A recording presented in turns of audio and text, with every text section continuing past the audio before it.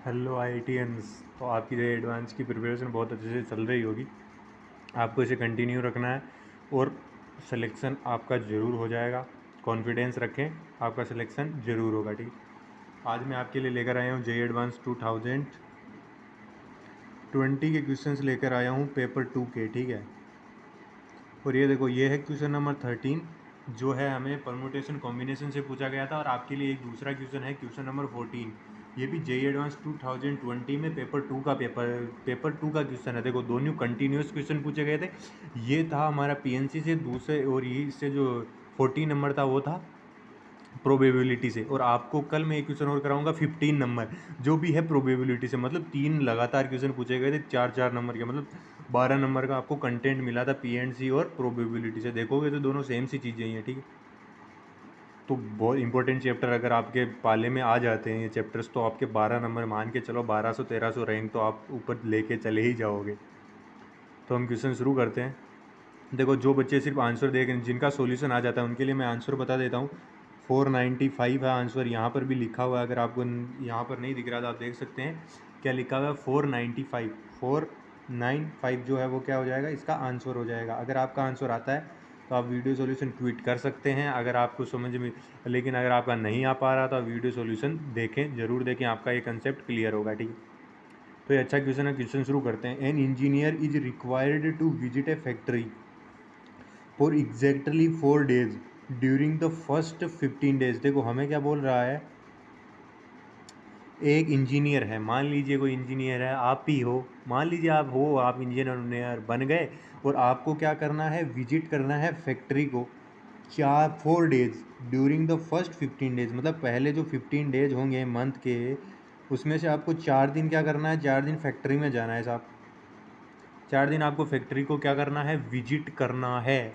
ठीक है, अब देखो आगे क्या बोल रहा है। And it is mandatory that no two visit take place on consecutive days. 2 consecutive days पर आपकी 2 विजिट नहीं होनी चाहिए। मतलब अगर आप कोई एक विजिट करते हैं तो उसके नेक्स्ट डे आपकी विजिट नहीं होगी, उसके बाद होगी। मान लो आप फर्स्ट तारीख को आप फर्स्ट की विजिट हो रही थी, आप सेकंड को आपकी दूसरी विजिट नहीं कर सकते। आप थर्ड को कर सकते हैं, फोर्थ को कर सकते हैं, फिफ्थ को कर सकते हैं, आप किसी और भी अदर डेट को कर सकते हैं, लेकिन आप सिर्फ 2 को नहीं कर सकते। Then the number of all possible ways in which such visit to the factory can be made by engineer during 1 to 15 days, 1 to 15 जून। ठीक है, तो आपको ये पूछा गया है। तो यार आप इंजीनियर बन गए हो, सोचो कैसे करोगे, ट्राई करें। आंसर आपके पास आंसर आता है, वीडियो सॉल्यूशन स्किप करें और नेक्स्ट वीडियो पर चले जाएं और नेक्स्ट क्वेश्चन पर चले जाएं। ठीक है, तो हम सॉल्यूशन शुरू करते हैं। देखो, हमें क्या बोल रहा है कि आपको 15 डेज है, आपको 15 डेज में से 4 दिन क्या करना है, आपको विजिट करनी है, आपको 4 विजिट करनी है। तो मानो मैंने अक्स 1 विजिट की, अक्स 2 विजिट की, अक्स 3, अक्स 4, मैंने 4 विजिट कर ली, मैंने 4 विजिट कर ली। ठीक है, अब देखो, ये मान लो अक्स 1 ये कोई दिन था, ये कोई दिन था, ये कोई दिन था, ये कोई दिन था, मतलब 15 में से मैंने 4 डे सेलेक्ट कर लिए। अब हो सकता है मैंने यहाँ पर कोई गैप हो सकता है यहाँ पर हो सकता है यहाँ पर हो सकता है यहाँ पर हो सकता है यहाँ पर हो। इसका मतलब क्या है, देखो आप ऐसा समझ सकते हो, मान लो मैंने ये जो अक्स 1 डे अगर वो 2 डे हुआ तो इसके पहले एक दिन आएगा जो मैंने स्किप कर दिया। अब यहाँ पर ये क्या एक से बड़ा नंबर आएगा, हो सकता है यहाँ पर आपने सेकंड को ये कर दी तो आप थर्ड को नहीं गए, फोर्थ को नहीं गए, आप फिफ्थ को चले गए, 5 जून को चले गए। हो सकता है आप फोर्थ फिफ्थ को भी नहीं गए, आप सिक्स को चले गए। मतलब यहाँ पर जो बीच है 2 डे हैं, ये जो अक्स 1 डे है अक्स 2 डे, उसके बीच में चीज़ें वेरी कर सकती है कितनी भी।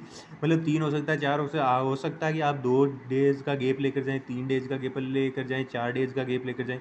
ऐसा ही यहाँ पर होगा, ऐसा ही यहाँ पर होगा, ऐसा ही यहाँ पर होगा। तो इससे कंसेप्ट में करते हैं क्या है, जब भी आपको ऐसा कुछ दिया जाए और ऐसा कुछ सोल्व करना हो तो आप सिंपली क्या करेंगे, आपको एक ही कंसेप्ट फॉलो करना है।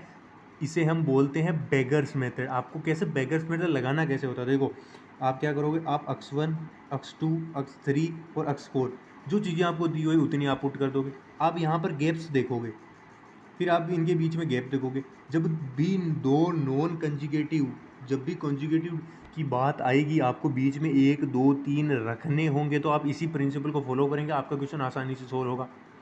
अब देखो ये जो आपके पास एरोज बनते हैं, आप मान लीजिए एरोज को किसकी तरह बिहेव कर दीजिए,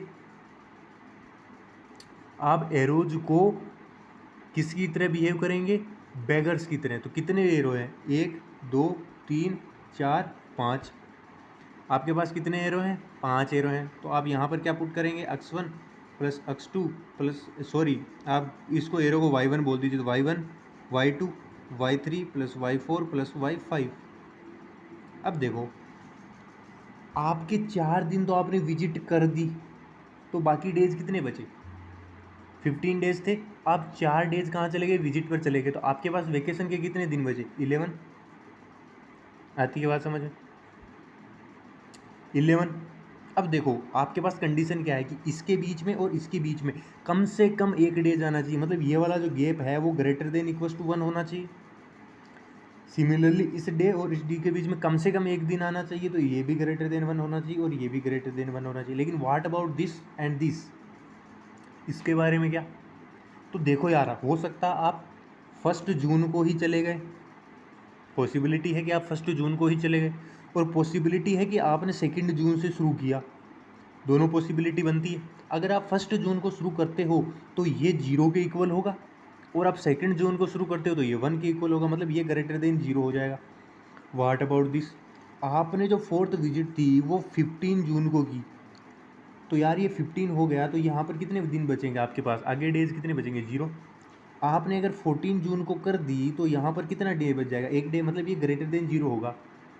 अब कंडीशंस में हम क्या करते हैं बेगर्स मेथड में, ये जो मिनिमम होता है ये पहले आप क्या देते हैं, इन सबको दे देते हैं। मतलब आप मान लीजिए ऐसा कि आपको y1 देना था, अब y1 की जगह मैं डमी वेरिएबल दूसरा वेरिएबल लाता हूँ, z1 z2 plus 1 plus z3 plus 1 plus का z4 प्लस 1 प्लस का y5 is equal to 11।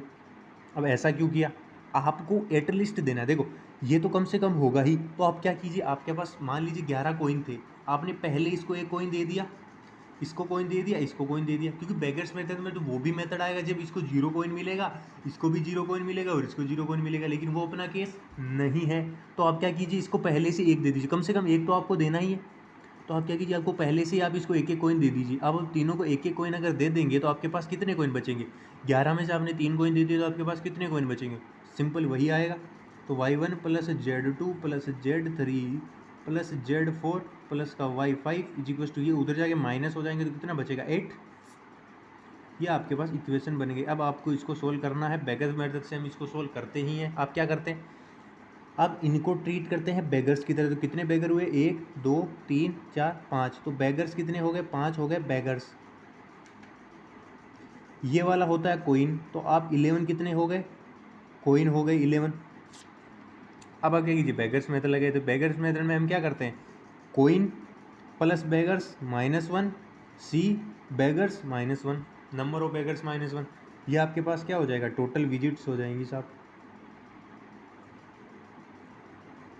Total visit इतने तरीके से आप क्या कर सकते हो, अब आप इसको सोल्व कर सकते हैं। 11 प्लस 4 C4 सॉरी 8 होगा, सॉरी 8, तो यहाँ पर 8 बचा ना, सॉरी यहाँ पर 8 है, क्योंकि आपने 3 कॉइन दे दिए तो आपके पास कितने कॉइन बचे, 8 कॉइन बचे।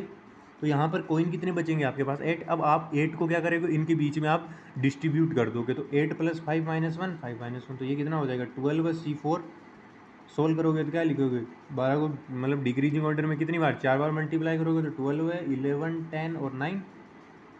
इसको भी कितनी बार डिक्रीजिंग, देखो ये जितना होता है उतनी इतनी बार इसको इतने टाइम्स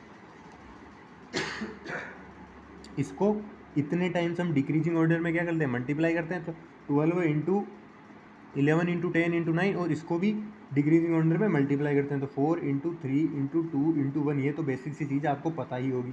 12 में से 12 कैंसिल हो जाएगा, ये 5 टाइम्स चला जाएगा, ये क्या हो जाएगा 99 इंटू 5, तो ये कितना हो जाएगा 495, जो कि आपका क्या था, आंसर था, तो अच्छा क्वेश्चन है। देखो ये सेम रिपीट नहीं होगा, मैं ये नहीं बोला सेम क्वेश्चन रिपीट होगा, जेई एडवांस है बिल्कुल सेम नहीं देगा, लेकिन इससे डिफिकल्ट लेवल वो क्वेश्चन दे सकता है। अब वो डिफिकल्ट लेवल में क्या देगा, मान लो उसने बोल दिया कि जो 2nd और 3rd है उसके बीच में कम से कम 2 दिन का गैप होना चाहिए, तो अब यहाँ पर गैप हमने 1 का लिया था, अब आपको 2 से ग्रेटर देन करना पड़ेगा। ऐसे कुछ चेंजेस वो कर सकता है। और कुछ चेंजेस इसमें क्वेश्चंस में आप कर नहीं सकते। हाँ, हो सकता है कि ये इंजीनियर्स वगैरह आपको बदल दे, कोई दूसरी चीज़ आपको देख रही है क्वेश्चन रिपीट कर ले, ये कंसेप्ट तो रिपीट होता ही है जिसको हम इस तरीके से सोल्व करते हैं। तो बस आप ये ध्यान रखें कि अगर ये कंजुगेटिव आए, आपको कंजुगेटिव सेलेक्ट नहीं करना है, कंजुगेटिव सेलेक्ट नहीं करना तो आप बेगर्स मेथड से जाएंगे। हर एक क्वेश्चन सोल्व होगा इस मेथड से, रामबाण मेथड आप इसे मान सकते हो। तो ये वीडियो थोड़ा सा लेंथी हो गया है, तो हम जो मैंने आपको 14 क्वेश्चन बताया था वो सेकंड वीडियो में आपको सोल्व करवा देता हूँ मैं। तो मिलते हैं नेक्स्ट वीडियो में।